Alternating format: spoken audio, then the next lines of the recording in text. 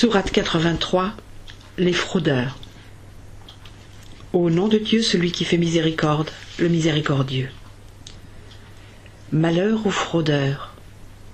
Lorsqu'ils achètent quelque chose, ils exigent des gens une pleine mesure. Lorsqu'ils mesurent ou qu'ils pèsent pour ceci, ils trichent. Ne pensent-ils pas qu'ils seront ressuscités un jour terrible, le jour où les hommes se tiendront debout devant le Seigneur des mondes? Non. Le livre des libertins est le sigine. Comment pourrais-tu comprendre ce qu'est le sigine? C'est un livre écrit. Malheur ce jour-là à ceux qui criaient au mensonge, à ceux qui traitaient de mensonge le jour du jugement. Seul un transgresseur plein de péché le traite de mensonge.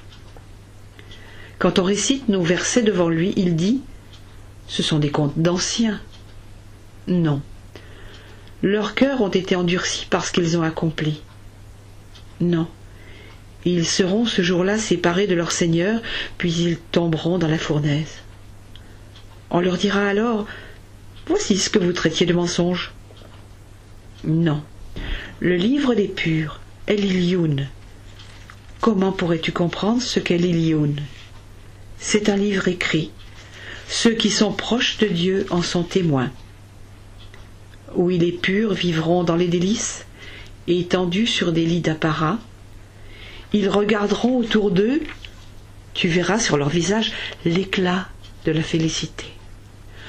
On leur donnera à boire un vin rare, cacheté par un cachet de musc. Ceux qui en désirent peuvent le convoiter, et mélanger à l'eau de tasmine, une eau qui est bue par ceux qui sont proches de Dieu. Les criminels se moquaient des croyants. Ils échangeaient entre eux des coups d'œil en passant près de ceux-ci, et ils plaisantaient en retournant dans leur famille. Ils disaient en le regardant « Voici des égarés ». Mais ils n'ont pas été envoyés pour être leurs gardiens. Les croyants aujourd'hui se moquent des impies. Couchés sur des lits d'apparat, ils regardent si les impies sont rétribués pour ce qu'ils faisaient.